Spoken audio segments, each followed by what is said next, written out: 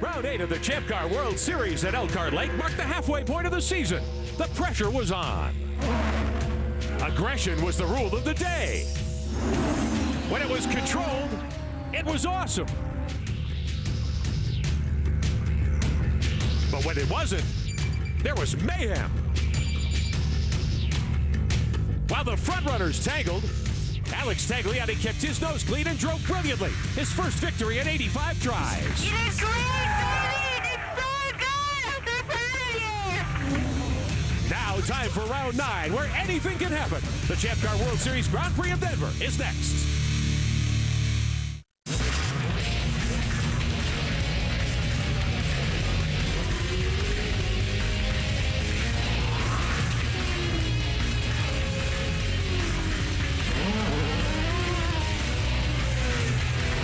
Bridgestone presents the Champ Car World Series, powered by Ford. Today, coverage of the Champ Car World Series Grand Prix of Denver. A beautiful, warm August day to go racing through the streets of Denver, the 9th round of the 2004 championship season. Hello again, everyone. I'm Rick Benjamin. Great to have you with us today. A whole big change from last week at Road America. That was the longest road course in North America at 4 miles. Today, a very tight 9-turn, 1 2/3 mile racetrack that's been very hard for these drivers to get hold of. Just past the halfway point of the season, we had our 4th different winner of the year last week. Sebastian Bourdais leads the standings with 4 victories. Paul Tracy's won twice. Ryan Hunter-Reay in the top 6 in points with a win at Milwaukee. Alex Tagliani added his name to that list of winners, and he has gotten in front of Tracy now in the season standings. Take a look at this. Bourdais, with 2 bonus points this weekend, has built his lead to nearly 50 now over Bruno Junqueira, his teammate. Alex Tagliani moves to 3rd now over Patrick Carpentier and Ryan Hunter-Reay rounding out the top 6. Good to have you with us today for the 9th round of the season. 4-time Trans Am champ Tommy Kendall joins us. As we've looked ahead to this race, Tommy, the battle between the Newman-Haas mates, it really almost boiled over last week, didn't it? Well, you've kind of got a powder keg at the front of this grid. It's the Newman-Haas guys on the front where you got the players guys who aren't exactly fast friends. But up front, I think it's Bruno's been frustrated by Sebastian's speed. But last week it came to a boil. He felt that Sebastian wronged him by squeezing him and effectively putting him out of the race. And so I wouldn't be surprised if that boils over this weekend. We will see. They start alongside in the front row. Let's show you the layout here. 9 turns, 1.65 miles. Take us around, Tommy. And the story is really the surface. The layout is tight, but the surface is really hard to get a hold of, especially in turn 1 and turn 5. Those braking areas especially treacherous. They've reconfigured turn 9 a little bit tighter on the entry, wider on the exit, but the whole thing here is not falling off the island. If you go overstep the bounds at all, you don't just slide wide, you hit the wall. And that has been happening here this weekend. We've seen many drivers come to grips with these concrete walls. This is the Champ Car Grand Prix of Denver. 90 laps, just under 150 miles, a little shorter than what has been run here the last couple of years. Bruno Junqueira has won the first 2 races on this circuit the last 2 seasons, driving for 2 different teams. He's on the outside pole here today. Now let's take a look at our starting grid, powered by Ford here in Denver. 18 cars, and up front, Bourdais and Junqueira. And we talked about that pairing. It's going to be very interesting heading into turn 1. Will Bruno Junqueira yield to Bourdais? Second row, Tracy and Carpentier. And Tracy gave us a little hint. He said, I think there's 2 guys very motivated around Bourdais. Look for some moves. Good runs to get to the third row. Dominguez didn't even run Saturday. Dominguez didn't run Saturday, but he looked very strong. Looked like he could challenge Sebastian on Friday, and he's also very, very aggressive. In row 4, it's Allmendinger and Hunter-Reay. AJ Allmendinger, we were used to him being in the top 10. Look for another good run in front of his hometown. Mario Haberfeld, who ran well at Elkhart without much to show for it at the end of it, has been running well in the Reynard. In row 6, Alex Tagliani and Jimmy Vasser. What a difference a week makes. Both of these guys have struggled to get a hold of this racetrack with their Lolas. In row 7, Michel Jourdain.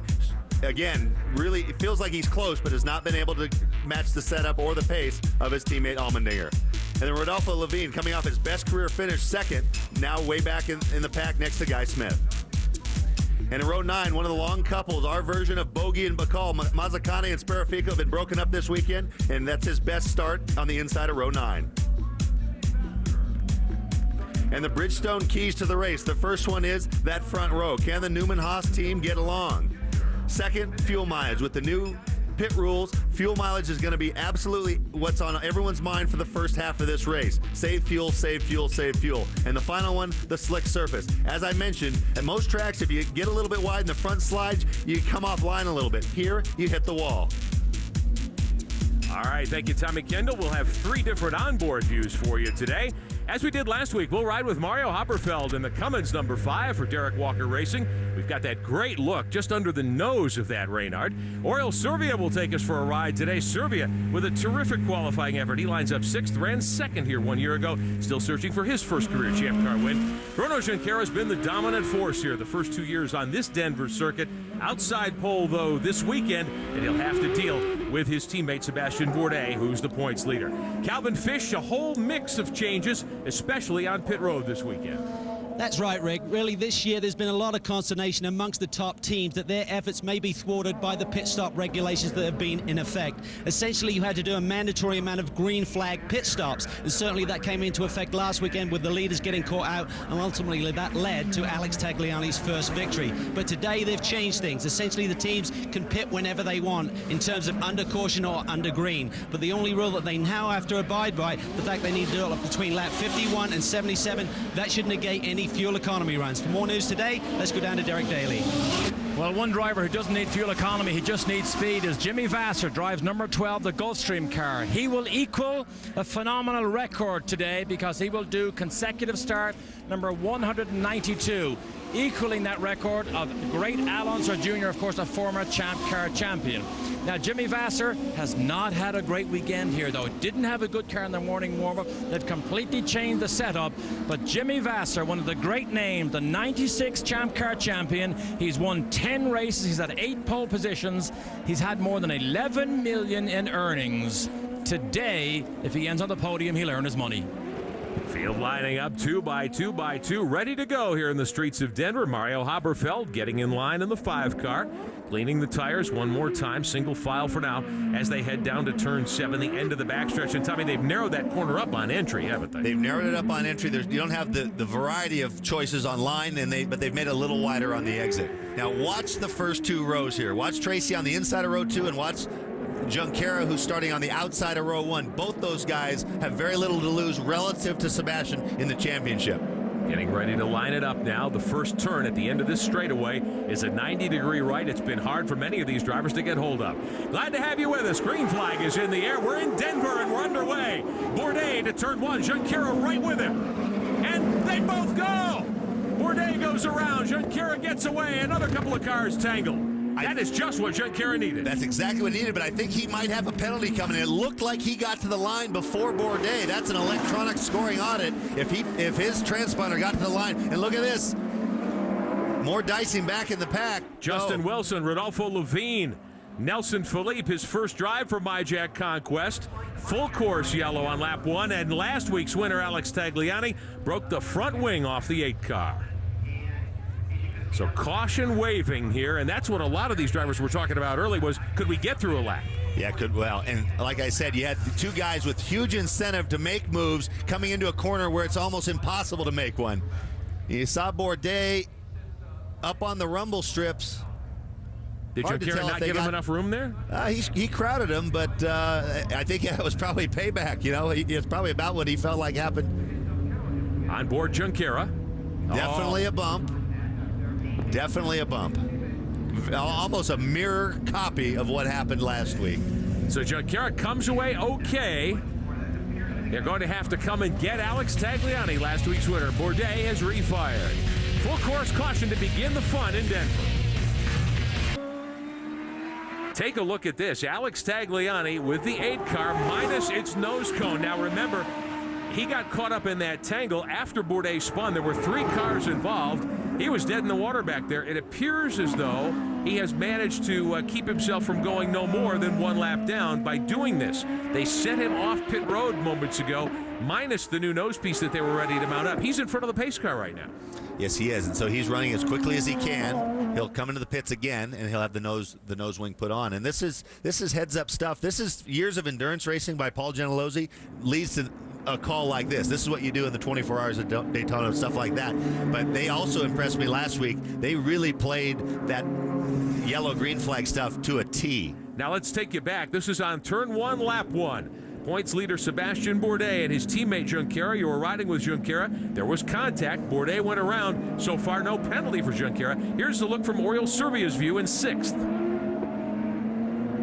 He He was able to get through cleanly. That's Mario Dominguez in the Urdez 55 immediately to his right. And the 8 car, the Johnson Control team on pit road, they brought him in, took the broken nose off, and the decision was made by Paul Gentilozzi, as Tommy pointed out, the team owner, to leave the nose off and send it back out. Calvin Fish. Well, certainly some heads-up work here by the Rocket Sports team. Paul Gentilozzi, eventful start to the race. First of all, how did Tag get involved? Well, he got hit from behind, pushed into another car, broke the wing and cut a tire. So we're going to get a break here. The pace car is going one more lap to let the field bunch up. We're at the back, but we're still running.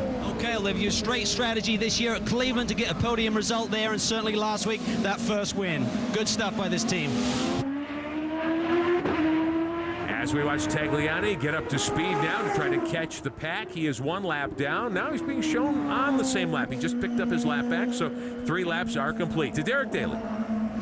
Quick update. I know it doesn't look great for Bourdais. He's now down on 13th place. However, Kenny Seebig on the left side of your picture here and Craig Hampson on the right side. Craig looks after the engineering. They have been in contact with Sebastian. He said the car is fine. He's very cool, very calm in the car. And they are actually bringing him in to top off the fuel. So that is a discussion that's going on right now, not fully decided yet. There is Bourdais. He will restart from 13th spot at this point if they elect not to pit. Coming off the final corner here. This is 9, heading to the new start-finish line on the short straightaway immediately to the left of the cars. Safety cars in, green back in the air to begin lap 4. Junqueira, Tracy behind him, Carpentier, Mario Dominguez, Serbia, and Allmendinger. This is Oriol Serbia. You saw a little glimpse of how treacherous the brake zone is there for turn 1. You saw Bruno get the rears locked up. Back of the car jumped out to the right. Now Junqueira has won 2 straight here, has yet to win in 2004. How hard is he going to be to pass for Paul Tracy? Well, we saw it. No one was able to pass anyone for the lead in the last 2 years. So, I mean, qualifying very important here. A little bit different, probably even harder to pass now with the fuel considerations. Mario Dominguez, I talked to him before the race and said, are you going to be able to make the moves like last year? He says, well, unfortunately, with getting rid of the fuel windows, he says you're so preoccupied with trying to save fuel that you can't be aggressive. It just uses up too much gas. But we were talking off-air, Tommy, the way things are set up with these Ford Cosworth motors now, there's not as much control over fuel flow for the driver as we see how successful Junqueira has been here. Led all the way 2 years ago and led all but 30 laps last year. Yeah, you don't have the same kind of mixture knob that you had when you had the engine wars going on. The difference between full lean and full rich was a big amount in terms of saved fuel. But the fact remains now, without a fuel window, you have the incentive. If you can sip enough fuel and go a lap longer than everybody else, you're in great shape. Just like in your street car, if you're concerned about fuel economy, there are a lot of things these drivers can do to save fuel. You can short shift, you can brake a little earlier, you can let the car roll through the corners more. A lot of changes you can make. But if you're behind, the natural inclination is to put it to the mat. Well, but the thing about it here, but with the brake zones being as slippery as they are, by rolling into the corner and coasting a bit, it really doesn't hurt you much lap time wise. The 2 Forsyth Index cars, 2nd and 3rd. A.J. Allmendinger back in 6th position. Bruno Junqueira in a familiar spot for him.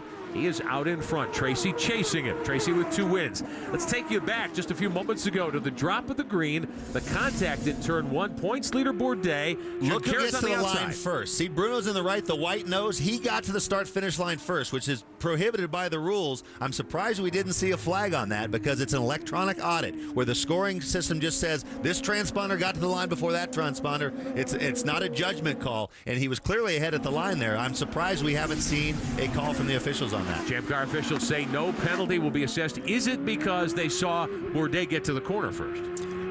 Well, Bourdais didn't get to the corner first. He was, I mean, he got pinched with Bruno a nose ahead. So we'll have to see if we can get an explanation for that. Oriol Serbia, the YokeTV.com machine, in 5th position. Mario Dominguez directly in front of him. 4th, your leader Junqueira, the Pacificair, number 6.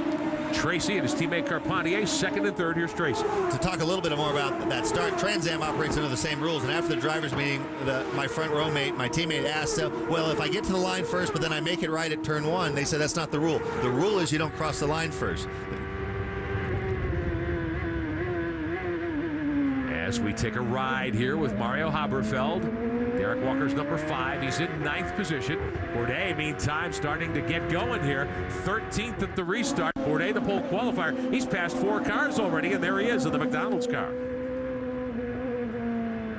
So we're going to get a chance to see Sebastian Bourdais. We've talked about how fast he is as a front runner. He can't sit back and let the race come to him. Bourdais pulling away from Haberfeld. He is in 9th. Haberfeld back to 10th. There's that battle. This is the pit straightaway that used to be the main straightaway. Junqueira continues to lead here in Denver. There is plenty more to come. We'll ride with Oriol Servia, show you all kinds of racing action here. Our Bridgestone passion for excellence, a little trip through some wintry conditions. And Bronte will show us what happens in the evening here at Denver. Servia up through the gears. He has lost contact. He's about 2 seconds behind Mario Dominguez. Bourdais making progress meantime. He is up to 8th behind Ryan Hunter-Reay after restarting 13th. Bourdais the pole qualifier. Servia started 6th, gained that 1 spot when Bourdais spun in turn 1.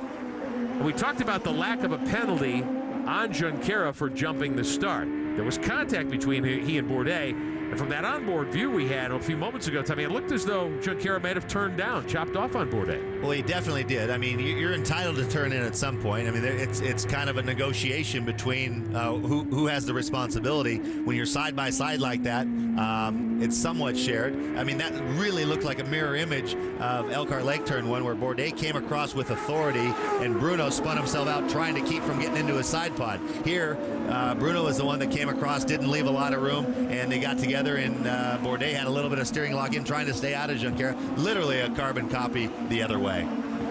Working lap 12 of 90. Running order up top along with lap speeds for you.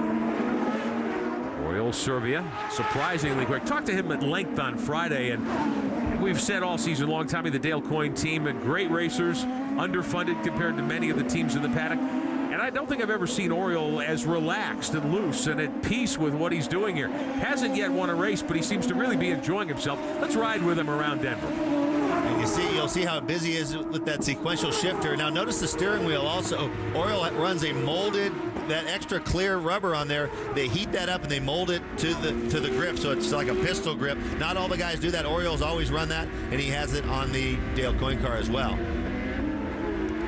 Remember, a sequential shifter. These drivers very much athletes. It's a hot day here. He's wearing a black uniform in a warm race car. Yeah, the airflow helps a lot. I mean, if you were sitting there, the heat soak would be pretty dramatic, but I think heat is not nearly as much of an issue as the exertion is. The G-loading and the effort of turning the steering wheel on a course that's bumpy, taking one hand off the wheel, you hit the seams under braking, the car will get pulled side to side. So holding on to the steering wheel is really, and pushing on the brake pedal, is what wears you out. Servia on the podium here. Last year ran 3rd. Junqueira continues to lead by 1.2 seconds over series champ Paul Tracy. And talking about his state of mind and how relaxed he was, you've got 2 dynamics in racing. And one is you want to win absolute. The other is you need to do better than people think you're going to. And that's the opposite of what's put so much pressure on Junqueira. The only guy you have to beat is the guy in the same equipment as you, your teammate. Or people say, well, you know what? We know definitively he's not the best because the guy on his team's quicker.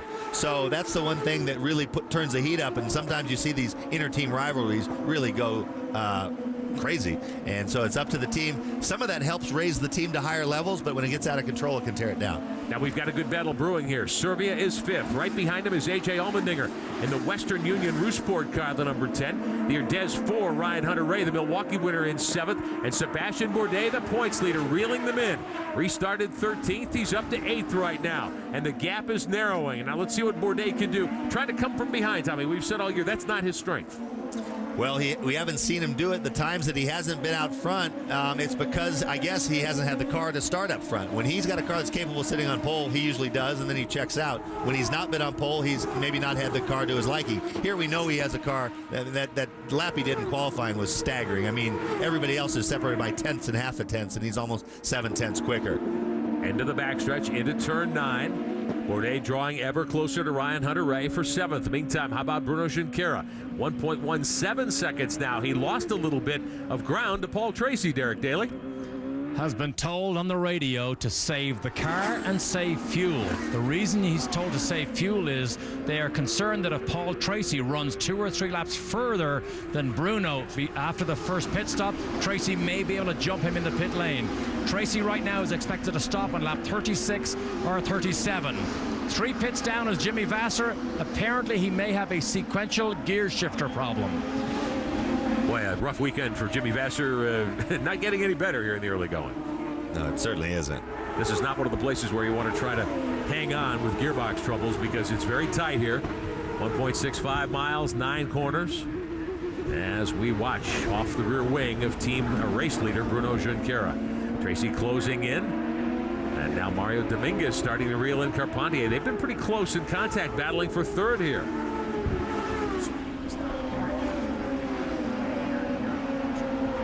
Mario Dominguez having a great day. Calvin Fish, what are you hearing? Well, we're here with his team manager, Tom Brown. And Tom, certainly a major blow-up yesterday before qualifying. You've never seen it before. What exactly happened to Mario's car? We lost the turbo, the hot side of the turbo. The impeller just exploded. There was nothing left of that side of the turbo. It's pretty cool to see afterwards, but very frustrating to have just before qualifying. The good news is you have plenty of new tires today to run in the race, but talk about the frustration for a driver. I know all of the teams right now are very conscious of saving fuel. When you've got a young charger like Mario, how hard is it to hold him back? It's always hard to hold Mario back, but he's smart. He's very smart. Yeah, we got 2 brand new sets of tires. We didn't run yesterday. Yeah, we're saving fuel, but he's putting in good lap times. He's a smart one. All right, Tom, thanks a lot. For second spot, meantime, Carpentier not able to do much with Tracy. Carpentier's got his hands full with Mario Dominguez. Junqueira enjoying the view from the front of the field. Working lap 17 of 90 at Denver. On the streets of Denver alongside Tommy Kendall, I'm Rick Benjamin, Derek Daly, Calvin Fisher on pit road for us. Closing in on lap 20 of 90 today. Bruno Junqueira from the outside pole. Got the drop on his teammate Sebastian Bourdais, who spun after contact in turn 1.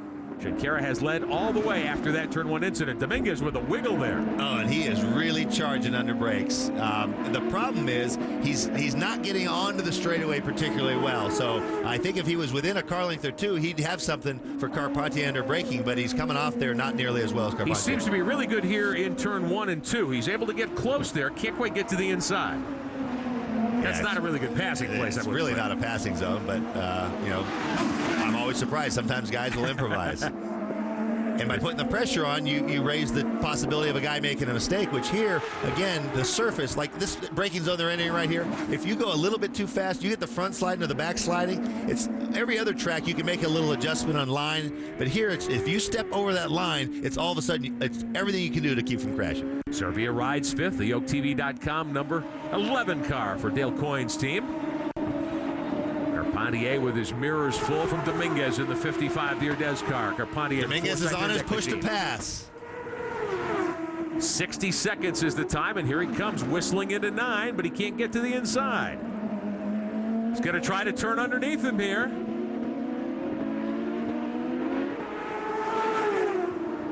Oh, move for third spot. Dominguez up over the curbing. Oh, and Pat saw him and gave him room, which it kept it from turning out exactly the same way as Bourdais and Junqueira. Great move by Mario Dominguez. Good jump off of the final corner, down the front straightaway into 1. Didn't see any way he could do it. He went way over the curb to get by. Yep. Serbia continues to run 5th, and he's closing in now on Carpentier. That battle allowed him to get up in contact. You've got Allmendinger right there as well. So 4th, 5th, and 6th are very close on the racetrack. And here's Bourdais, who has moved to 7th. He's gotten by Ryan Hunter-Reay. So Bourdais on the charge with 20 laps on the board. And Carpentier slipped coming out of the straightaway. It's going to give Serbia a shot at him. Serbia is on push to pass as well. Inside into 9. Can he make it stick? And he does. Carpentier gives up 2 spots. Great move by Serbia. And big wheel spin for Carpentier coming off that corner, too. Might have overheated his rear tires. Here comes Allmendinger. He smells blood in the water. Oh. They touch. Carpentier forced offline. Allmendinger gets it to the bottom of the racetrack. Bourdais can't do anything. He's got to watch. Here he comes. Boy, Boy, they knocked Carpentier all off his rhythm now. And that's what you try to do. When you see a guy that's been knocked out of his rhythm, you just want to take advantage of it before he gets back into it. So let's reset at the head of the field. Still Junqueira leading Tracy. Dominguez is now third. Serbia fourth. Carpentier shuffled all the way to fifth in front of Allmendinger. Bourdais back there in seventh. He wants to get up and get around Carpentier. And this all started at this corner that's coming up. This double left-hander right here is where Carpentier got a little crossed up last lap and allowed those guys to get a run on him. Send John to the long back straightaway down to turn 9. Bourdais in 7th spot. Let's show you what happened just moments ago. Lots of action here in Denver. Carpentier was running third. Dominguez all over him. This is into 1. And it is slippery down there where Dominguez is. You see him get up on the curbing a little bit. Carpentier catches him out of the corner of his eye and leaves him some room. Oriol Serbia next to make the move at the end of the backstretch. He got close and with the push to pass, and then it was just a matter of getting inside him under braking. Wasn't much Carpentier could do about that. Now here's Allmendinger with a terrific move inside. And that's an aggressive move. He came from about 2 car lengths back, banged wheels. Managed to keep it straight. Opened the door for Bourdais, but he had to back out of it. Riding with Oriol Serbia up to 4th. Calvin Fish, I know that's putting a smile on Dale Coyne's face. It certainly does have a smile on Dale's face, and we've seen some much better qualifying performances by the team. Oriol's shown flashes of brilliance all year. Now it puts you in a strong position for the race, Dale. No, we're good. He got by Carpentier, so he's sitting in 4th now. He did a good job here last year. So we'll see. There's more strategy in it today, so we like that. So we'll see what happens here. With the yellow that we saw early, what are you looking at for a number for the first pit stop? Are you going to share that with us? We'll see. We're going to try to go as long as we can, unless, of course, there's a yellow in the window. So, which everybody's doing the same thing. So, as always, these teams holding their cards close to their chest. Well, at least now with this rule change, the wide window, 26 laps long, 27 laps long, and it can be yellow or green. You don't have to play the game of coming in twice. If you need to stop, you don't have to make it under green at least. Bourdais on the move meantime. He's gotten by Ryan Hunter-Reay there in the 4 car, the Urdez machine, but he can't get by Carpentier, who seems to have gotten back on his rhythm now. Actually, Hunter-Reay's coming back at Bourdais. Every time that's one of the tougher things when you have a guy in front and behind. You can't be quite as aggressive because if you get chopped off and you slide wide, then you open yourself up to the guy behind. The best deal is not to have a battle on 2 fronts and only have a guy in front of you that you're working on. Now, Bourdais has radioed in saying to update you on some of the radio traffic that we've intercepted. Bourdais says the car is good, but I can't pass anymore. He's gotten up to the guys that are running pretty quick speed-wise, gets a little disruption in his airflow over the wings, and it's really, really difficult when it kind of stabilizes. We saw while we were hearing from Dale Coyne, Jimmy Vasser had come to pit road for his first of what most likely would be 2 stops for everyone here today. Vasser struggling with a balky gearbox and just an inability to grab hold of the racetrack here all weekend long. Remember, look at this. Here comes Carpentier, decides to come to pit road now on lap 25.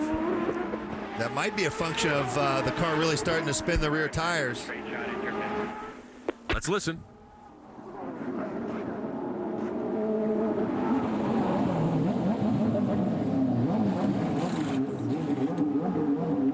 Tires going on. Watch it. Going in. All right.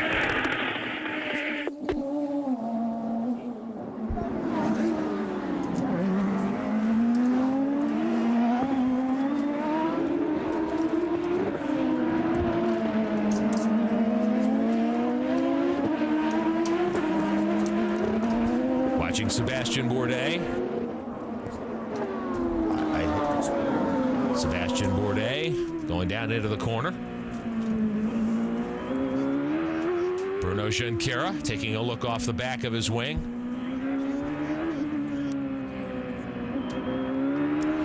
Junqueira continuing to lead.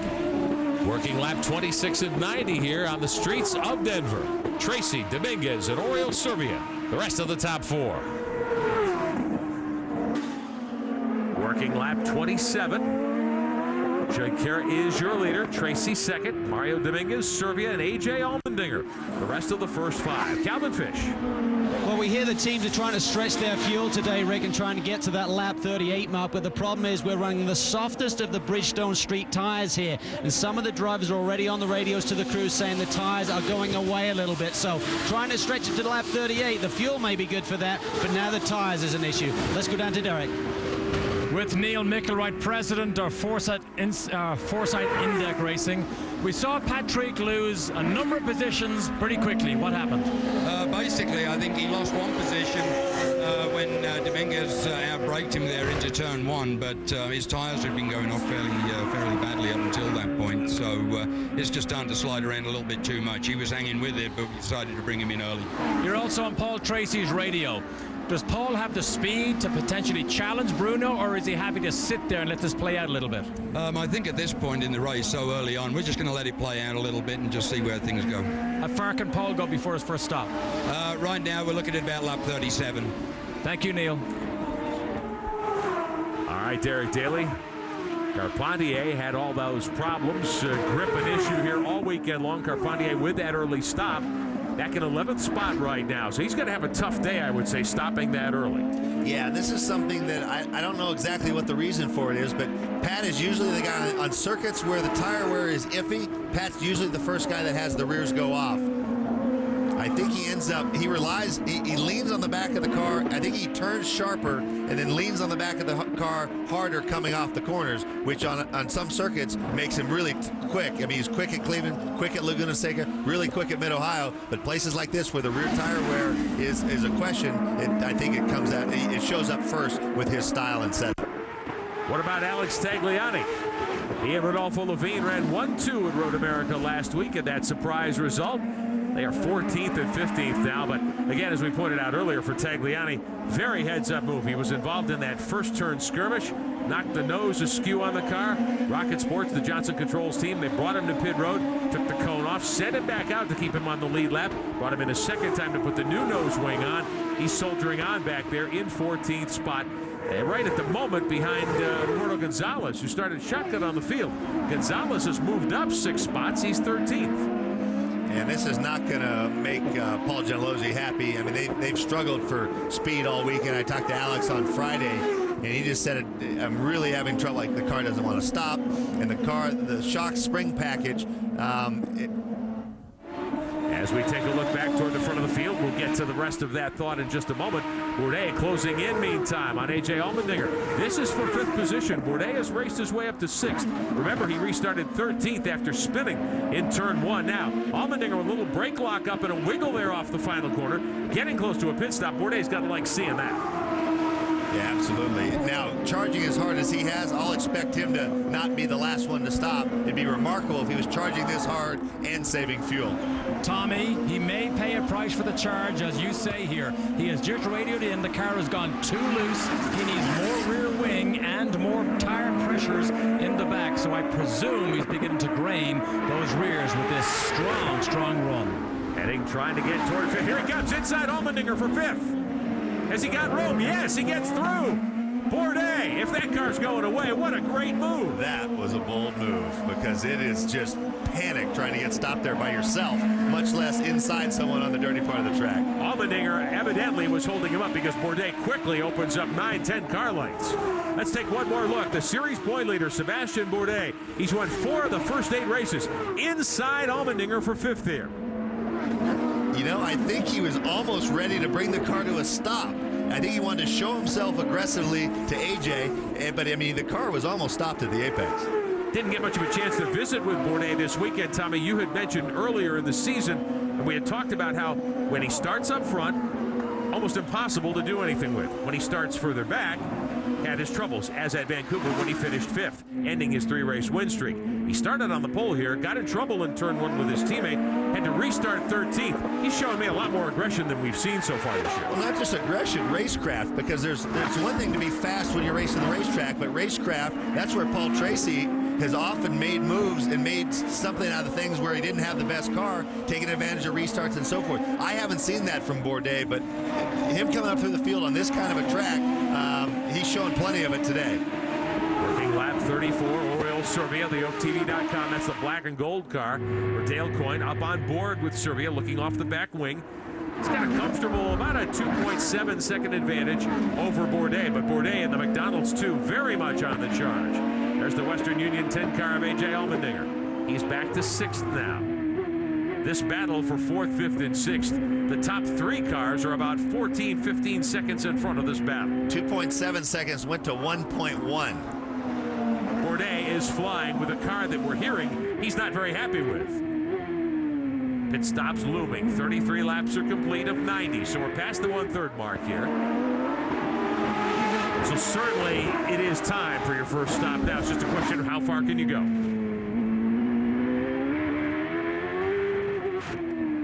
Serbia running in 4th position, but Bourdais is closing in. Bourdais, the pole sitter, trying to get back to the front here at Denver.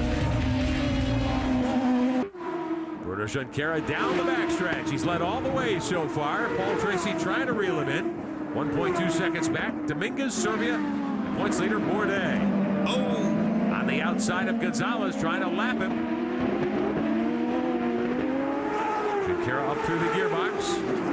Last time by, he gestured at the officials. Gonzalez locks up the brakes going down into 1.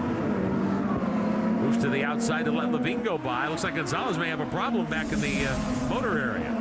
This is another look at Junqueira waving to the starter as he was shifting. And if you look, he wasn't, you don't have much time. You're so busy with the shifter. You don't. But what he's asked for, the blue flag is given to the lapped cars. And so if he just is calm and waits until they're slowing him down and starts waving, he's lost an opportunity. So he starts being a little dramatic ahead of time. And like I said before, it's like it's the equivalent of being really dramatic when you try to draw a charge in basketball. Junqueira took the lead in turn 1. Little slip there as he comes off the corner. This is late in a run for these drivers, so tire wear starting to become an issue. Junqueira closing in on Alex Tagliani. It would drop tag a lap down in the 8 car. Junqueira dives inside in turn 9. Tracy behind him by 0.3 seconds, so Tracy has really closed the gap now. Your Ford telemetry taking a look at how Junqueira is operating car number 6. Now he's up on the back of Tag. Let's see if he heads for the pit lane. Tag does, so Bruno stays out. Ryan Hunter-Reay, Jimmy Vasser on pit road. Paul Tracy planning to stop next lap. Okay, Paul, I want you to pit this lap. Pit this lap. Copy. Junqueira down into the corner, listening to Paul Tracy, hearing from Neil Mickelwright. Tracy running second. Looks like they will pit this time by. Bruno got wide on the exit of turn 1. Tracy's radio, he's reeling in Junqueira. Maybe he's not happy about deciding to pit then. Well, this is exactly what you want to do. If you're going to pit before, you want to be on the guy's bumper and then hope that you have a better outlap than he does on cold tires. Bruno, I mean, if Bruno might have to come in this lap too, because we're at lap 38. This is a long run. Tracy showed the nose of the 1 car to Junqueira, diving into turn 9 there. Main straightaway is a short one over the start-finish stripe. 3rd spot belongs to Dominguez. He's trying to put Gonzalez a lap down as well. Gonzalez in the red Nextel car. Dominguez in the green and white Erdez machine. Tracy right behind Junqueira. First time today, he's been right there. Pit. Remember, 2 wheels under, 2 wheels under. Watch your speed in the pit lane. You've got nobody to block your entry. Nobody to block your entry. Nobody to block your exit. Top 3 cars come to pit road. That is Paul Tracy's radio. We're all set up and ready for you. It might be a fairly quick one, so be ready for it. Be ready for a quick one. Everything's looking smooth. Everything's going well. There will be no changes for Paul Tracy. He thinks the car is good. There is no changes for Junqueira. Tracy beats Junqueira out of the pits as Bourdais comes in. Sebastian Bourdais now about to peel off and come in. There is only tire pressure changes for Bourdais. Calvin? Well, Mario Dominguez was in and he didn't beat the leaders out there, but there was a change on his car. They went up with the front tire pressures and down on the front wing. The car's a little bit too pointy, too responsive on the front end, and it actually works over the rear tires. So an adjustment for Dominguez. He should be a little bit stronger on this second stint. Serbia also off pit road. Bourdais beats Serbia away from the stop. So the first round of green flag stops shuffles the running order here. Tracy should be the leader. And Neil Mickelwright gave us a little hint. He says this might be a quick one. Sounds like he knew it was going to be a quick one, which to me says that was a short fill. Putting fuel in these cars takes longer than changing tires, so you do have that option if you think you can make it to leave it a few gallons short. It's a lighter race car to get you off the road quicker. The penalty you pay is on the next stop. If you can't go quite as far as the next guy, it's a gamble. It could be undone the other way around. So now the onus is on Paul. Paul needs to build a little bit of a gap to Bruno. 2.1 seconds the gap for Tracy as we ride with Junqueira.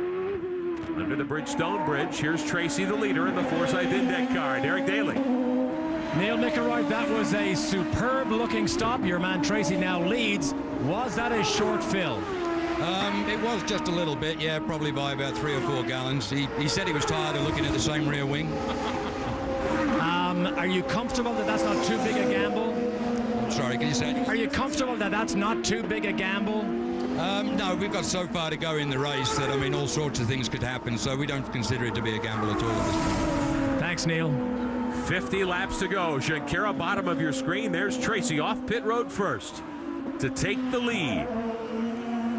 Started third. He is now first. Junqueira back to second. Dominguez third. And here's a look at your leaders, where they came in, where they were running on when they came to pit road, where they are now. Junqueira lost a spot. Tracy gained the lead. Dominguez holds station. Serbia lost 3 spots. Bourdais lost 1, too. We'll be back. Getting close to halfway on the streets of Denver. Tracy is your leader off of pit stop number 1 today. Junqueira second. Dominguez, Bourdais now up to 4th, and Oriol Servia. Big wiggle by Bruno. He slid wide. Nearly lost it. Dominguez got by, I do believe.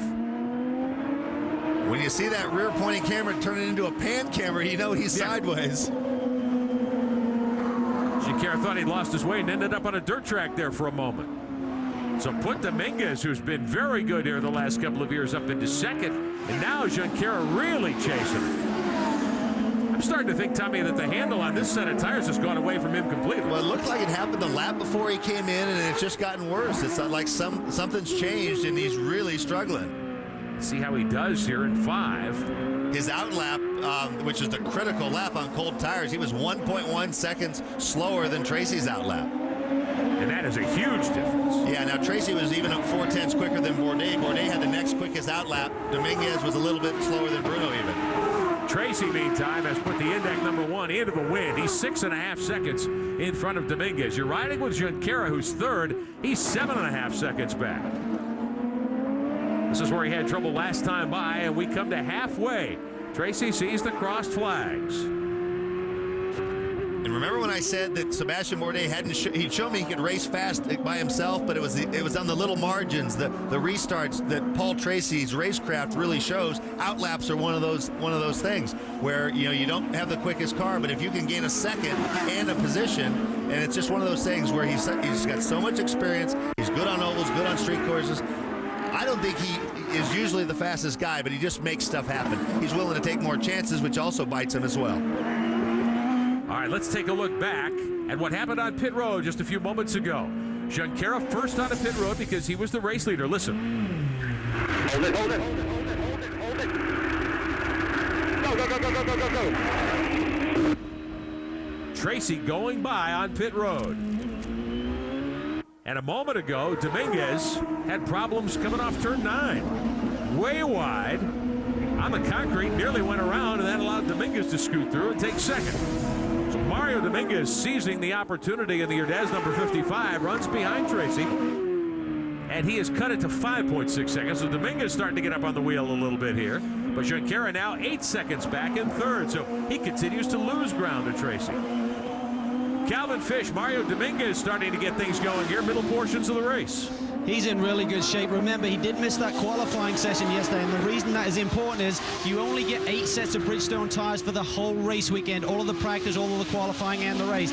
By missing that on that qualifying session, that meant that he essentially saved 2 sets of tires for the race today. So every set of tires he goes on to have just had a light scrub on them. They have really good life in those tires. And really, when you look at the length of the distance of this race, it allowed Tracy and maybe Bourdais to do those short fills, because essentially you only need 2.5 full loads of fuel. That gives you a big flexibility with that stop. The key is for Tracy, of course, he has to make hay now, because he should have to stop earlier than Junqueira and possibly Dominguez, and then he'll need longer in pit lane to get the car full. So So Dominguez, who ran 7th there a year ago after climbing from 15th on the grid to 5th, Dominguez runs 2nd. Riding with Mario Haberfeld now. Haberfeld is in 9th spot. He's got Justin Wilson, the rookie contender, right behind him in the Myjack Conquest 34.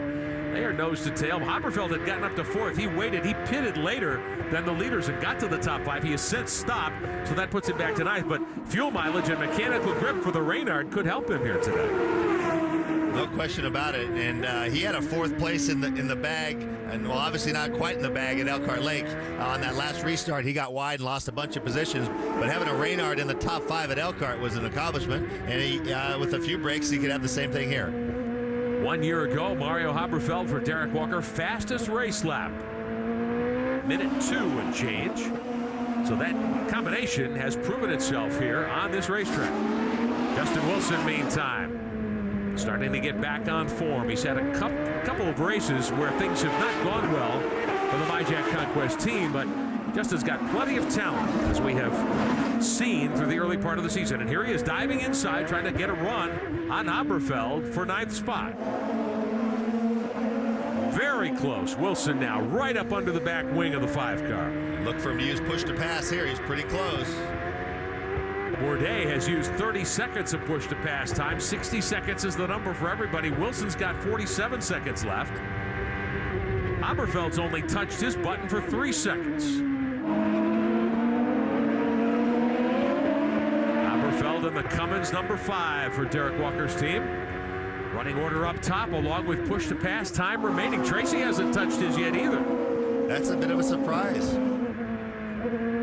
Justin Wilson still trying to find a way to get around Haberfeld for 9th. Wilson runs in 10th. Michel Jourdain back there. You can see the Agante car. The number 9 of Jourdain in 11th spot, and Guy Smith with a good run going to 12th. His teammate Alex Tagliani right up there with him. Tagliani running 13th. Let's ride here. Take a look at Haberfeld wrestling that car around the racetrack. Patrick Carpentier in front of him. Carpentier in the Index Forsyth car started 4th here, but he has gotten shuffled back to 8th with handling problems earlier. Wilson up on the backstretch, trying to make a move here on Haberfeld. On the push to pass. Can't get the job done. Close to the corner, had to back out of it and get on the brakes. So Haberfeld able to turn back that challenge. It's still Tracy leading by 4 seconds over Mario Dominguez, Junqueira, and Bourdais. The rest of the top 4. Tracy 4.3 seconds ahead of Mario Dominguez, who continues to run 2nd through the streets of Denver. We're past halfway now. 52 laps are on the board. 38 remain. And you're almost into the window where you can make your 2nd stop, Tommy. In fact, we are in the legal window. We are in the legal window, and it's very close. The furthest anyone went was 38 laps, so they could stop now and make it to the end on fuel. Tracy took the advantage on pit road, perhaps with a short fill. We shall see. Well, time for our Bridgestone Passion for Excellence. Bridgestone here this weekend using the ice in the Pepsi Center to demonstrate their product.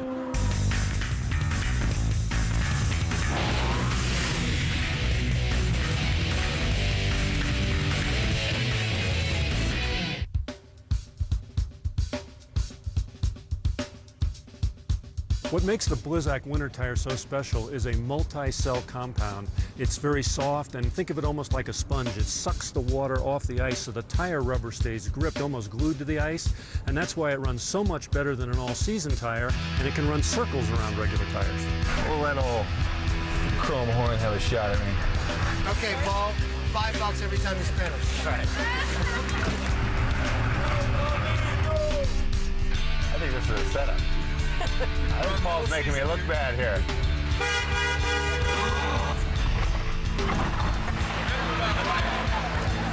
Sorry, Mom. Uh-oh.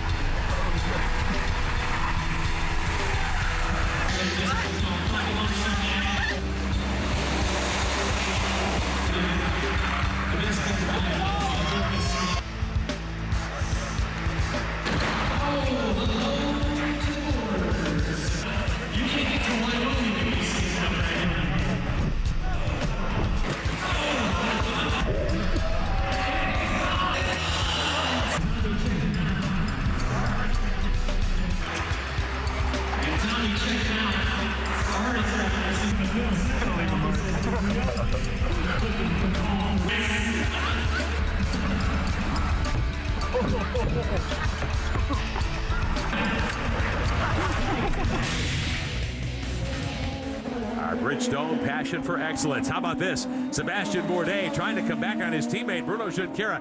Down into 9. Bourdais gets by him for 3rd spot. Junqueira right back at comes him. right back at.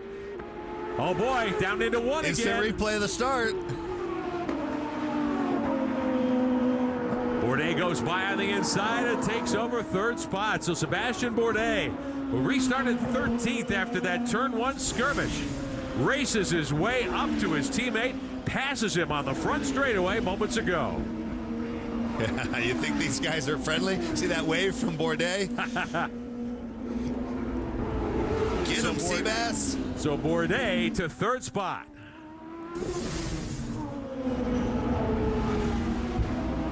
Team owners looking on. Go ahead, Derek. As you watch Paul Newman here, he was delighted, but just a couple of seconds ago, there were big celebrations from these two people here because this is Patrick and Jocelyn Bourdais.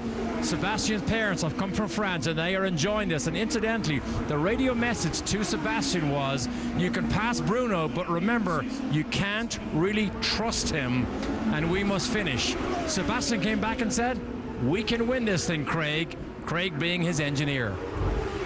Well, the way Bourdais flown up through the field, Tommy, I'm not so sure he doesn't have a good shot, but he is 11 seconds behind Paul Tracy. He needs a break. He needs a full course yellow.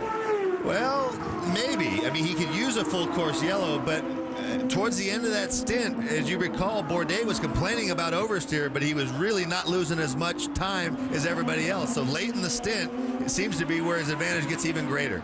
Trying to lap Roberto Gonzalez here, the Nextel 21 car, the PKV machine. Gonzalez loose off the corner. Back in 15th spot, 2 laps down to the leader, Paul Tracy. Now, very interesting communication from the Indec team to Paul Tracy. They just said, we can make it to the end of the window. So that might have determined how much fuel they put in because nobody can go beyond that. For the 2nd stop. Yes. And that will fall to Tracy's benefit. Exactly. A short fill, usually you pay the price on the other end.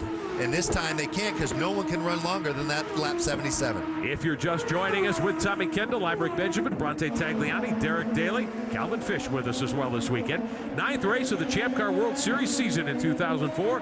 It's the Grand Prix of Denver, 3rd renewal of this event. Watching a battle between A.J. Allmendinger and Ryan Hunter-Reay, who's back in the thick of things, as they fight it for 6th. The Western Union 10 car of Allmendinger has 6th. Ryan Hunter-Reay's 4 car, that's the Urdez machine. He's back there in 7th. And Allmendinger trying to hang on at the moment. He has struggled since the drop of the green. Allmendinger in the top 5 earlier today.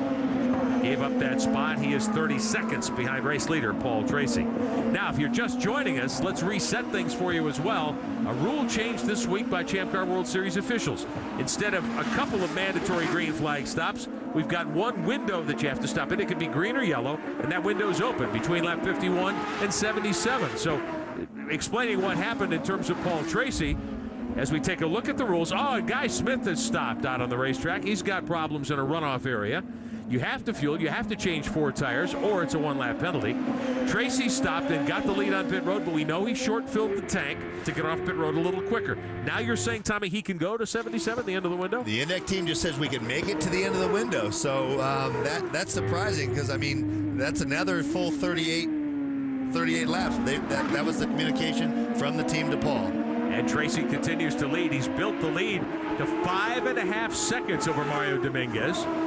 We're hearing that Guy Smith has stalled the 17 car, and he is actually on the track of the racing line. So they're going to push him down to the runoff area and get him out of harm's way.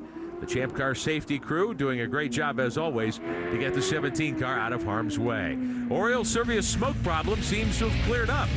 The OTV.com 11 car in 5th. Tracy's in command, 5.5 seconds to the good over Mario Dominguez. Junqueira in the Newman Haas Pacific Care team. He's fallen to 4th spot right now. His teammate Sebastian Bourdais with a terrific move several moments ago, getting to 3rd. Bourdais now 9.7 seconds behind Paul Tracy. He needs a full course yellow or some audacious work in the 2nd pit stop to get up into contention here. Meantime, Derek Daly, what's Junqueira's situation? He's just lost total contact with the leaders. Bruno Junqueira has lost his brakes. It is a major struggle. He's lost confidence. That is why he's now slowing down. Maybe he just wore them out earlier. Well, that does happen sometimes on these tight street courses. Well, that would explain it, because I was just looking at the scoring monitor and I was puzzled because now he's back up to speed. He ran a low 102 the lap before, which is right up there with the fastest laps of the race. So, but the braking zones and how deep you have to go in a champ car, if you lose confidence in that, I mean, you're going flat out until the 2 marker some places. And if you don't have total confidence in those brakes, then the whole thing, you're gonna have to back off everywhere and ease back into it, which apparently he's now done. And maybe he cooled it enough that the brake pedal got hard again and he was able to get back to his pace, but he lost a lot of ground. Bruno Junqueira runs fourth. Down the backstretch all alone, trying to stay in front of Oriol Servia, but he's got 19 seconds worth of advantage over Servia in that fight for fourth. Paul Tracy, meantime, great pit strategy, putting Tracy in the lead, bidding for his 3rd victory of the season. Tracy, the defending series champion, though, 4th now in this year's title fight. Had a difficult weekend last week at Elkhart Lake at Road America. Let's take a look at what happened to Tracy. Started up front, just squeezed by Bourdais. Problems on pit road. The thing to do is to build a gap to your competition. You're at the front. We need to build a gap. We know what we're doing. We're doing the best available strategy. Careful with your speed in the pit lane. Oh, there's a problem on the left front. And they had a gun failure. Unbelievable. That black flag for Tracy is for avoidable contact with Junqueira. That is an absolutely horrible call. Just a sampling of what went wrong for Paul Tracy last week. He was penalized after that contact with Bruno Junqueira. They made a call to come to pit road under yellow. Didn't work out for him. They had an air gun failure. Just about everything that could have made a bad day happened to him last week. And actually, to update you on that call at the end that I was so critical of, I talked to Derek Higgins. We looked over the footage. He didn't agree with me at all. But then Paul and his engineer put together some data that clearly showed that he broke the earliest of any outlap. And so they actually said, you know what, in light of this, the officials came over and apologized to Paul, said we can't undo it, but that was not your fault. And so he says that's the first time any officials have ever come and done that to me. He appreciated it. I think it'll help thaw the freeze between those two groups. Tracy's teammate Patrick Carpentier ran 2nd at Milwaukee, back on the racetrack after his 2nd stop. He came in running 8th. Fuel and tires. Derek Daly, did they make any adjustments to the 7 car?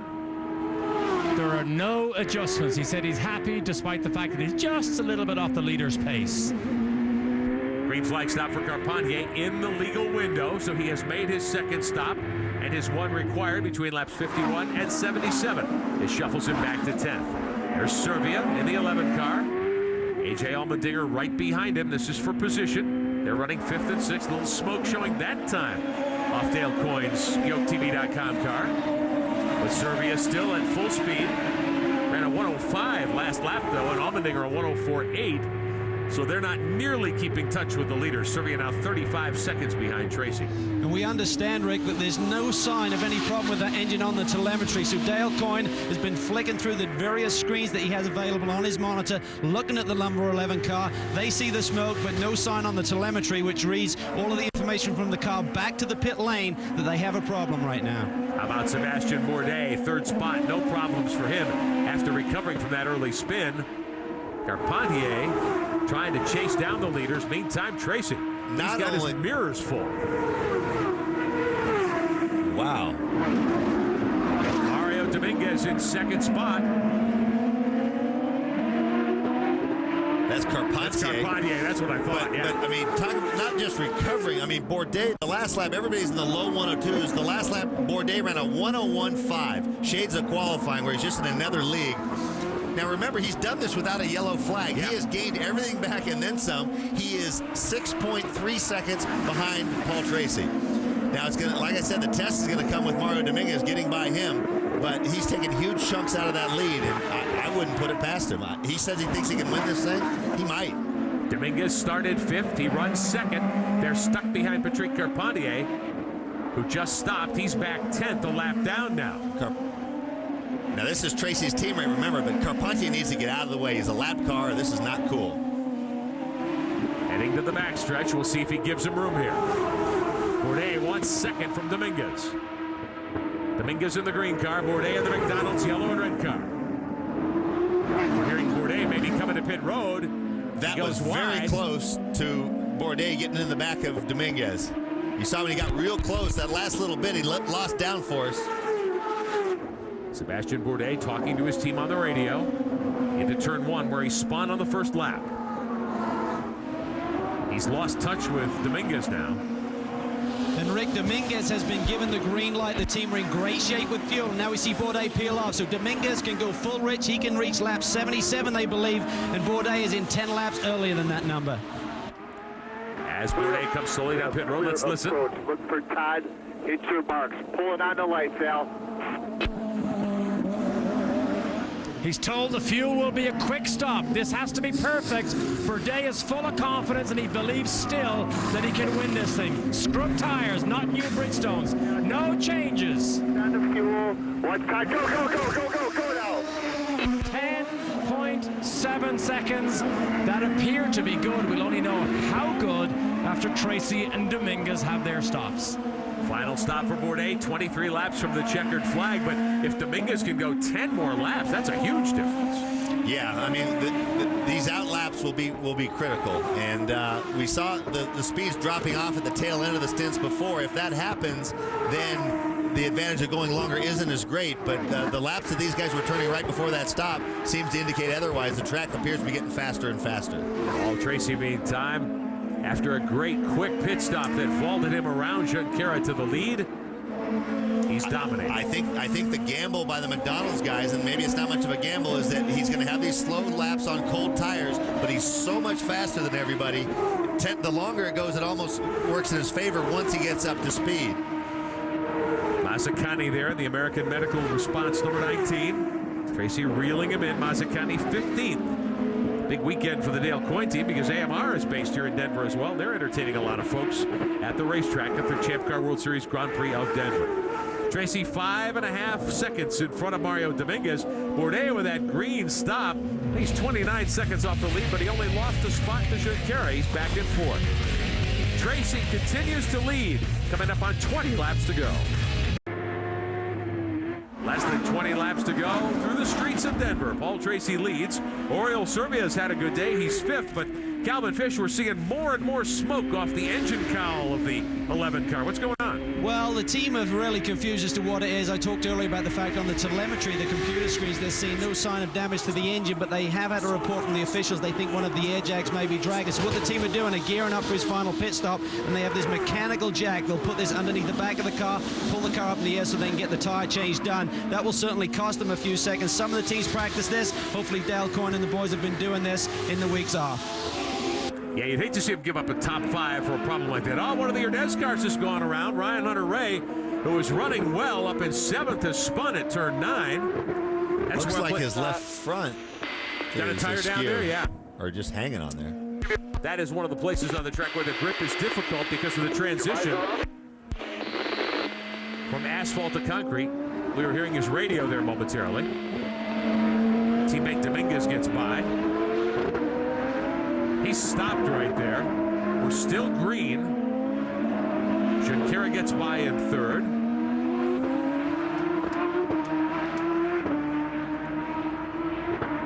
With 4 laps to go before the window closes. Some nuggets about Ryan Hunter-Reay here in Denver. Said everything's slick. Uses second gear most of the way around the racetrack. Told you, Tommy, he's more out of control here than any place else the Tour goes. Well, that's the nature of this surface because of the limit being like an on-off switch. It's not progressive where you can sneak up on it, go a hair over it. You really are taking lots of chances all the time. We were told earlier that Champ Car officials wanted to try to avoid going to full course caution if possible, but I'm really surprised we haven't seen a yellow out there in 9. That's a fast part of the racetrack, and Hunter-Reay is right in the middle of the racetrack, and now the yellow does wave. Full course caution on lap 74, 73 complete. 16 to go. Ryan Hunter-Reay still stopped there, and Tracy comes by. Leaders will be coming in because the end of the fuel window, the pit stop window, is about to arrive. Clear track, hustle around. Listening to Paul Tracy on the radio. Neil Mitchell, right? You need 2 wheels wheels under, 2 wheels under, and watch your speed in the pit lane. 2 wheels under, watch your speed in the pit lane. You've got a whole mess going on. We've got a lot of people in the pit lane right now. I want you to watch out for Rodolfo. Watch for Rodolfo. He's coming out. You should be clear. Right down on the marks. Right underneath the guy's hands. We're looking good. Should be fairly quick. Should be fairly quick stop. Everything's going smooth. Get ready. Get ready.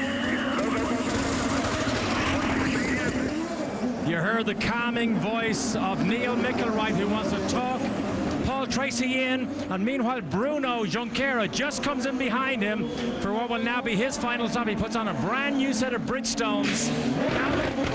Mario Dominguez was in obviously at the same time. Derek, good clean stop here. They wanted to make a front wing change, but they couldn't afford to lose any time. So it was tires, fuel only. Dominguez back underway. They wanted to take more front wing out of the Herdez car.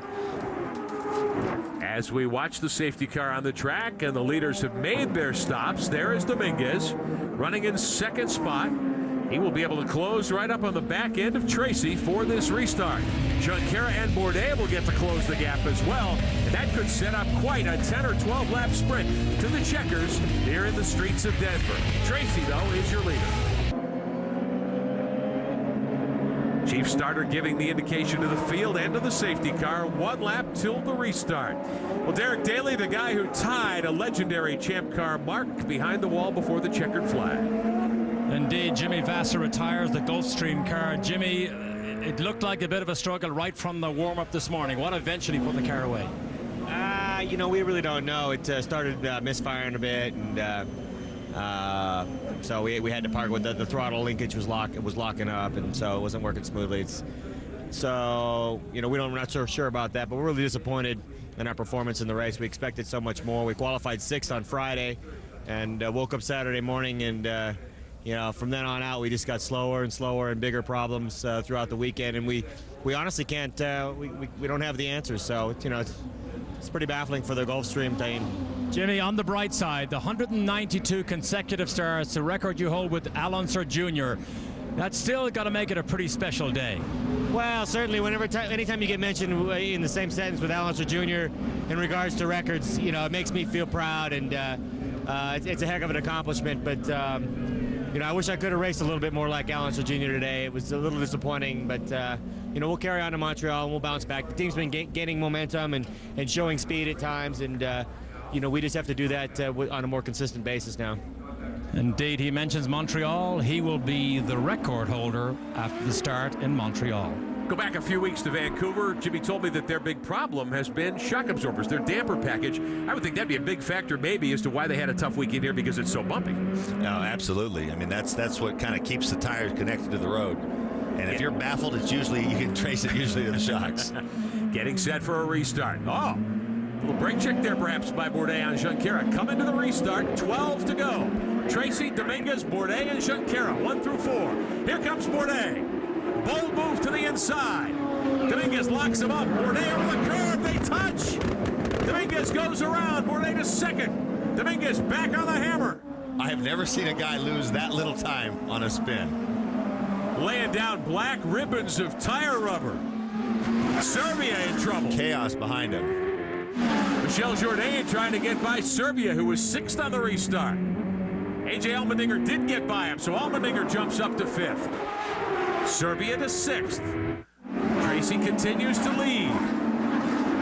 On board Haberfeld. He's got Justin Wilson there with him in the MyJack car. Bourdais and Junqueira now running in 2nd and 3rd spots. They both got by Dominguez. They started on the front row, remember. Here's Tracy. Tracy jumps in front. Let's take a look at what happened off the restart. You think those guys in the front were geeked up? Oh, man. Well, you can see Bourdais reaching for it as they came off the final corner. Quick dive to the inside. Dominguez stayed in the middle, tried to protect, but he couldn't do it. He stayed in the middle, and then he faded inside. Bourdais was almost mowed those cones down. Junqueira took advantage to get back to 3rd. Here it is from Junqueira's onboard view. He was close to Bourdais, but Bourdais able to jet away on the next straightaway. Calvin Fish.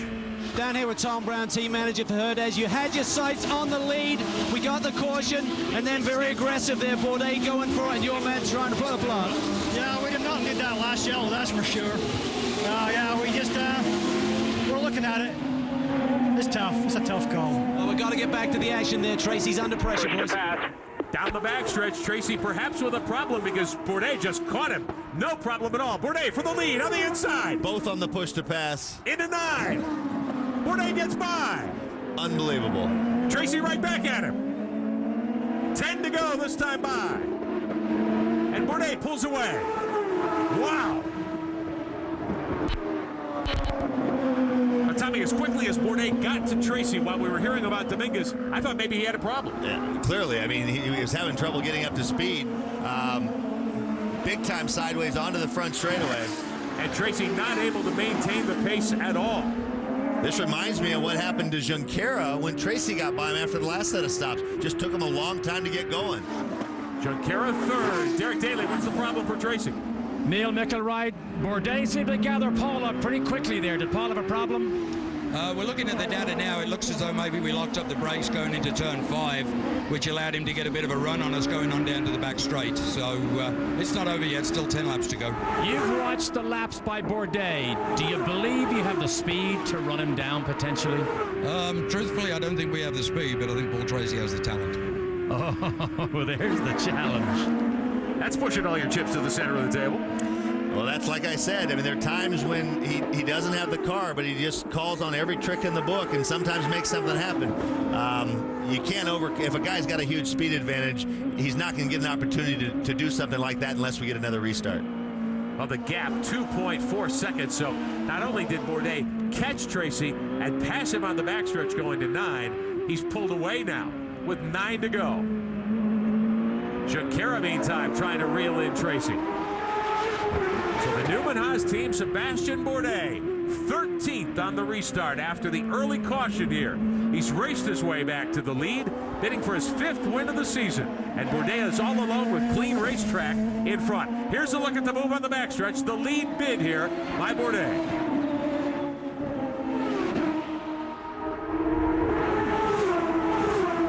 Tracy unable to do anything about it.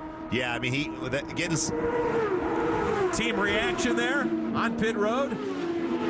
They should be excited. I mean, this is an incredible performance by this young Frenchman. I have to say it's fitting with the kind of gap that he had on everybody in qualifying to come up through the field. I mean, this is you're watching a performance like you're not going to see very many times. A track that people say is hard to pass on. Yeah. It's one thing to have a speed or a time advantage at a place like this. It's quite another to be able to use it to pass champ cars under race conditions. Up at the top of your screen, our running order along with push to pass time remaining. Remember that push to pass button right side of the steering wheel gives the driver 50 more horsepower, extra turbo boost for 1 minute of time. Here's Junqueira, who led early after the turn 1 skirmish with his teammate Bourdais. He's won the first 2 races here the last 2 years. Right now, though, is 3rd and can't get by Tracy. Mario Dominguez, who got passed on that restart, he got shuffled back to 4th. Dominguez coming up on Junqueira. He wants to get back onto the podium here if he can. Riding with Junqueira. Junqueira about 8/10 of a second behind Tracy. 7 to go this time by. The gap is almost 4 seconds. Bourdais over Tracy. Sebastian Bourdais has radioed in. He said, I think there's something wrong with the left rear. Kenny Seawick and Craig Hampson looked into it and looked onto the data and said, no, you're fine. Keep moving forwards. Well, the only thing I can guess is that he meant the left rear tire, and they checked the pressure on the telemetry. If he thinks there's a problem with the left rear suspension for maybe when he bumped up against Bruno, let's listen. Bourdais quiet on the radio for now. That last lap, they all ran virtually the same time. He pulled out that huge lead. Now they all ran 103.6, 103.6, 103.6, 103.8 for Bruno, 103.7 for Dominguez. And all we need to do is stay in front. Keep it on the island. Craig Hampson, the team manager for the McDonald's 2 car, and Bourdais talking to his driver.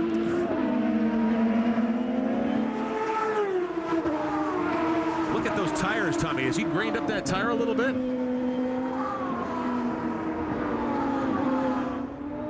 Watch the rotation of the tire as Bourdais comes at you. Remember, he's just raced the wheels off the 2 car to get it to the lead.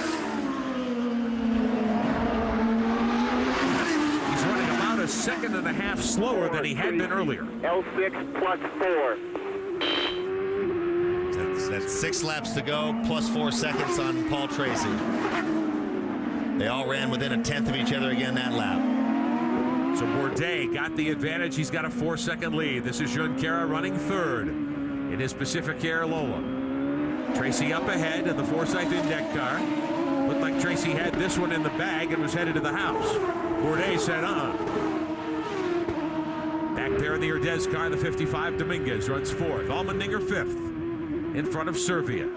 5 to go. This time by 5 laps to go for the leaders.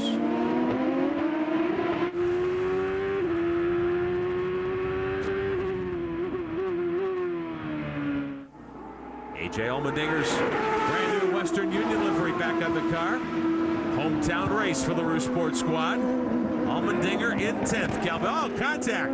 Rodolfo Levine and Alex Tagliani back there battling for 10th. They get together in 9. Levine is stalled. Tagliani back on the button. So Tagliani, no caution. Local yellow, we're being told, is all they'll display in turn 9. We've had 2 full course yellows.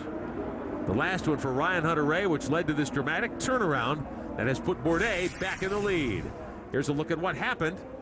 Wow, Levine up over the wheel of Tagliani. Didn't see what set that up, but they got together. Looks like Tag was trying to get down the inside of Rodolfo. And Levine went bouncing up over him. Yep. So the Champ Car safety crew pushing the Corona beer car off the racetrack.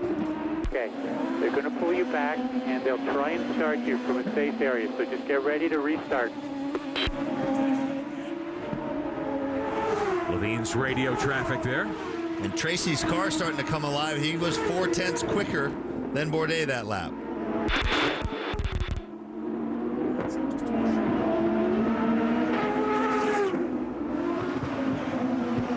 Watching the battle. This is Mario Haberfeld.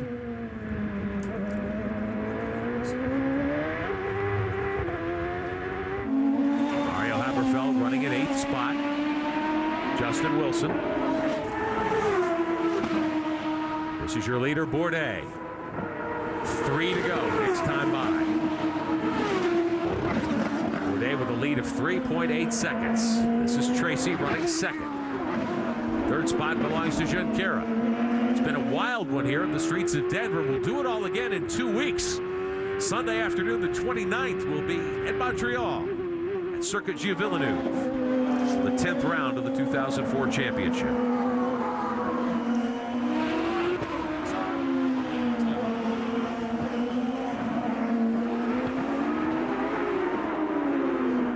Riding with Junqueira, running in 3rd spot, 3 laps to go. Top of your screen, our running order and the splits between the cars. Junqueira slowly reeling Tracy in. He's a second behind him. Gilbert Haas hoping to score a 1-2. Tracy wants to remain second and try to gain some points. He will vault past Tagliani, no doubt, to get back to 3rd in the championship fight. But if Bourdais can close the deal here today, Bourdais will take a giant step toward winning his first Champ Car championship in just his 2nd season on the Tour. This would be the 5th win of the season for Sebastian Bourdais. You're going to see a tired young man after this race. Yeah, to run that kind of pace.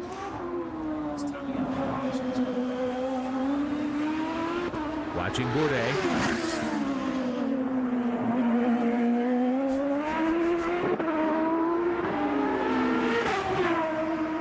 Bourdais all by himself. 5 seconds to the good right now, running in the lead. And to add insult to injury, he's geared it up again. That last lap, 8/10 quicker than everybody else. That is thumbing your nose at the rest of the field. Paul Tracy continues to soldier on in 2nd spot. It's been a wild one today in the streets of Denver. 2 laps to go, 2 to go. Tracy on the push to pass, trying desperately to reel in Bourdais. White flag is in the air for the leaders. Here comes Bourdais. Restarting 13th after that skirmish on lap 1. He has charged back to the lead. And that lap of 101.2, I believe that is the fastest race lap. Junqueira, meantime, with his hands full, trying to hold off Mario Dominguez. Last time around this 1.6-mile circuit here in the streets of Denver. Bourdais all alone, all by himself on his way to his 5th win of the season. A very peaceful one.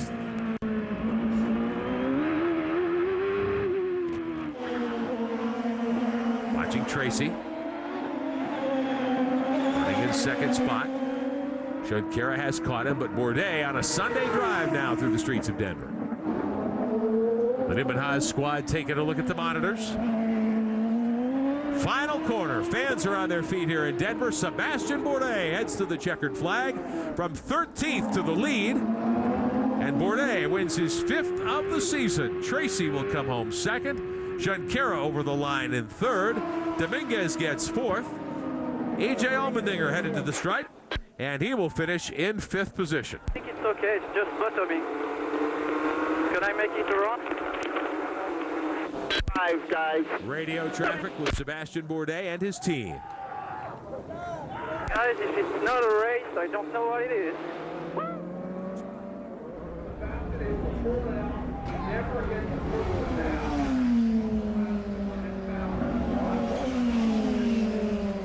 Bourdais saluting the fans with the #1 signal. The real #1 signal in the clenched fist. What a great drive. A great drive. His parents here. That's his girlfriend, Claire, who moved here from France, one of the top runners in France. Moved to the States to be with Sebastian. And Bourdais on his cool-down lap. What a run. Started on the pole. Incredible. What a day, if we can recap for a moment. Bourdais started on the pole, got together with his teammate Junqueira in turn 1. Went around, lost the lead, thought his day was done. Came off 13th on the restart. Methodically picked him off, got to the front, and blew by Tracy. As Bourdais will come to victory lane in a moment. Moments ago, the Newman Haas McDonald's team celebrating.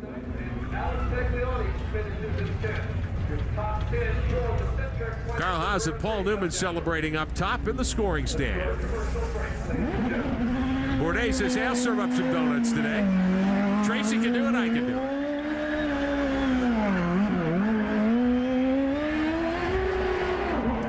it. Saluting the huge throng of fans who've turned out in Denver this weekend. You think that turn 1 incident with his teammate didn't fire him up? Absolutely it did.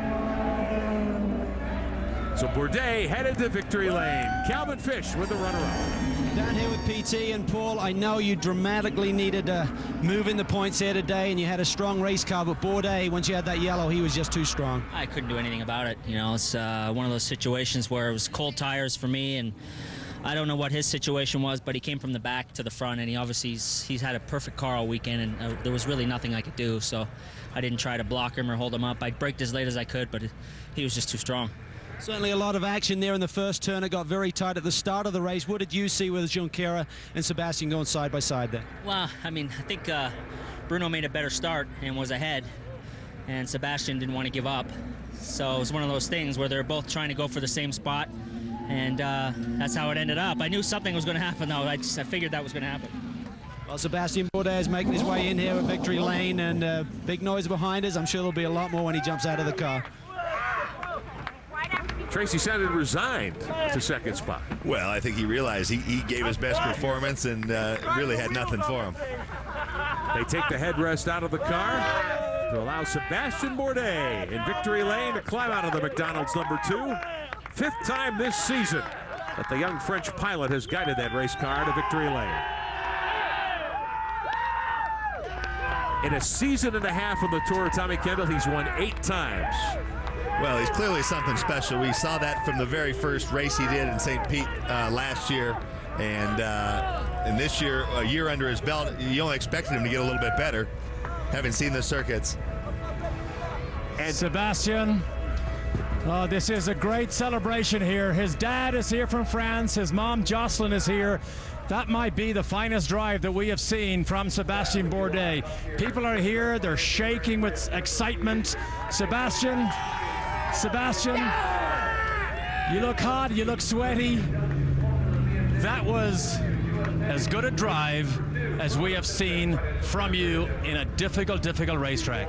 I think it could barely be better. I mean, at the start of the race, everything went wrong, and you know, I knew we had a good car, and as long as I was not going to go a lap down, it was possible to come back, but I never thought that we could win the race until the half of the distance.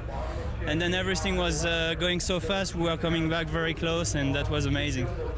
Go on, give her a kiss. There you go. That's what you get when you win a race like this, fellas. The celebration continues in the streets of Denver. Sébastien Bourdais' 5th win of the year, an incredible run from the back of the pack. A wild one here in the streets of Denver. A terrific run for Sébastien Bourdais, 13th after a restart early. He was the restart, really. He was the cause of the full course caution. Got into trouble with his teammate going down into turn 1 after starting on the pole. Restarted at the rear, raced his way to the front, got by Paul Tracy after the final pit stop, and sailed home to victory. Junqueira, Dominguez, and Allmendinger the rest of the top 5. Justin Wilson up to 7th at the end, and Mario Haberfeld with the top 10. Yeah, and a good run for the Reynard. They came close to a top 5, but couldn't quite close it out in Elkhart. It's nice to see them get a top 10 run. And Alex Tagliani comes back from a couple of incidents to claim a top 10 last week's winner. Nelson Philippe's best run, the 13th best run in his first run with the MyJack team. Michel Jourdain back to 14th. Bourdais getting the applause, well-deserved from the fans as he walks in to the post-race news conference in the media room here at the Pepsi Center where the Denver Nuggets and the Colorado Avalanche play. Let's take a look at the season standings now with 9 races complete. Bourdais builds his lead over Junqueira to 58 markers with his 5th win. Tracy back to 3rd. And I bet you Sébastien Bourdais would probably tell you that's the finest drive of his entire life. Carpentier back to 5th now in the standings, tied with Tagliani. But Bourdais takes a huge step toward a championship this year in 2004. Bourdais celebrating in victory lane. Tommy, he's going to be awfully hard to stop for the championship. Well, he is, and I mean, you can see the look in Bruno Junqueira. I think he really fired himself up, said, I'm going to assert myself on this start. He did. Well, then Sébastien Bourdais came back and says, you know what, I'm the alpha male on this team. I'm just going to crush this uprising. And, I mean, big time. It sounds like I'm being dramatic, but that's what goes on in inter-team rivalries. And it was quite a rivalry for a while today, but Bourdais certainly laid claim to being the lead driver of the Newman Haas squad. Next up, Sunday, August 29th, we'll be with you for the Molson Indy Montreal at Circuit Gilles Villeneuve. And race time is 2 o'clock Eastern Time. Paul Tracy gets 2nd today, but Sébastien Bourdais had him covered. Hope you've enjoyed our coverage of the Champ Car World Series, the Grand Prix of Denver. Be sure and join us from Montreal 2 weeks from today. For Derek Daly, Calvin Fish, Bronte Tagliani, and Tommy Kendall, I'm Rick Benjamin, congratulating our winner, Sébastien Bourdais. Thanks for watching. We'll see you next time.